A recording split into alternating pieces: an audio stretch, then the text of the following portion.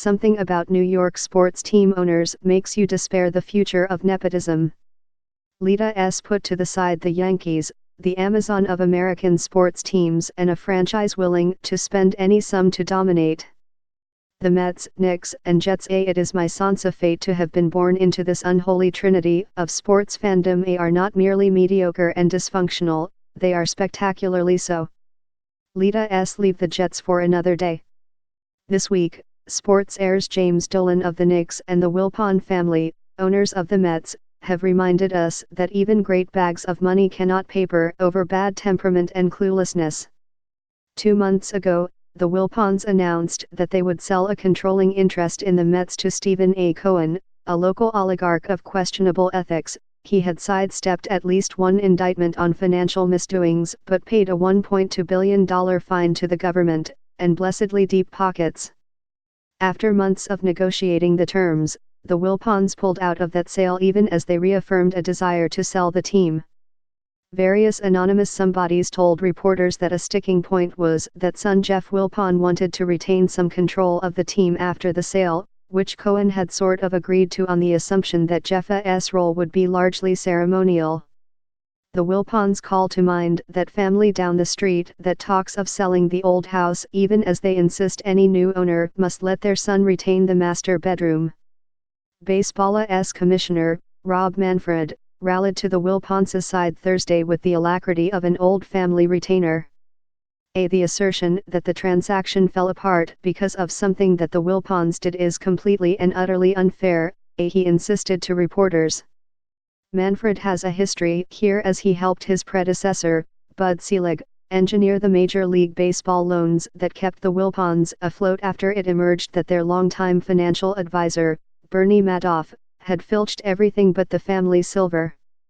Manfred and Selig waved off any whiff of criticism as the Wilpons cut costs and baseball budgets as if the Mets were a small market team by Flushing Bay.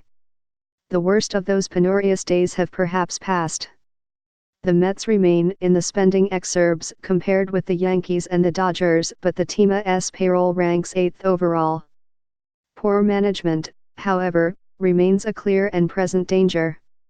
So the Mets this off-season let a good pitcher, Zach Wheeler, walk in free agency to a top competitor, Philadelphia, and signed a once splendid reliever, Dellin Betances, who is 31 and last year appeared to have begun to break down with shoulder and Achilles injuries. In November they hired a new manager, Carlos Beltran. In January, Beltran was ousted because of his role in the sign-stealing scandal in Houston. Asked if Beltran had lied about his involvement in that scandal, the Mets general manager, a former agent by the name of Brodie Van Wagenen, insisted that was not the case, as neither he nor Jeff Wilpon had posed that question to Beltran. This answer fell yards short of reassuring. Talk of an absence of assurance leads us ineluctably to the doorstep of Dolan, the owner of the fabled New York Knicks, another heir who spends copious sums of money on a team that more or less never wins. The Knicks have recorded 3 winning seasons in the last 2 decades as Dolan hired and fired coaches with delirious abandon, his latest victim departing last autumn. Now Dolan appears ready to hire a sports agent, Leon Rose, as his team president, perhaps accompanied by Fixer Supreme, William Wesley, aka Worldwide Wes, a friend and business associate of various rich and famous basketball players and entertainers. They will be asked to overhaul the most moribund sports organization in the NBA. News of this move has garnered acclaim from sports writers, which surprises me. I don't doubt that Rose and Wesley are savvy hoops guys. As the AVE spent much of their careers deep in the murk that is college basketball recruiting, they surely know where bodies and perhaps cash are buried. But they have no experience running a professional team. And there were several well-regarded general managers around the league who were rumored to have been interested in the Knicks job had Dolan not indulged his patented panic. A week ago, fans at Madison Square Garden rose as one and quite reasonably chanted sell the team. Soon after, Dolan sacked his team president and longtime aide, Steve Mills. No tears need be shed here. Mills had for decades hopped from one gilded lily pad to another in the Knicks organization without experiencing much discernible success on the court. A year ago, Mills traded the team's only bona fide star, Kristaps Porzingis, to the Dallas Mavericks. I wrote at the time that Mills had a feel for failure that was bred in the bone and that Dallas had sent back the equivalent of potsherds and trinkets.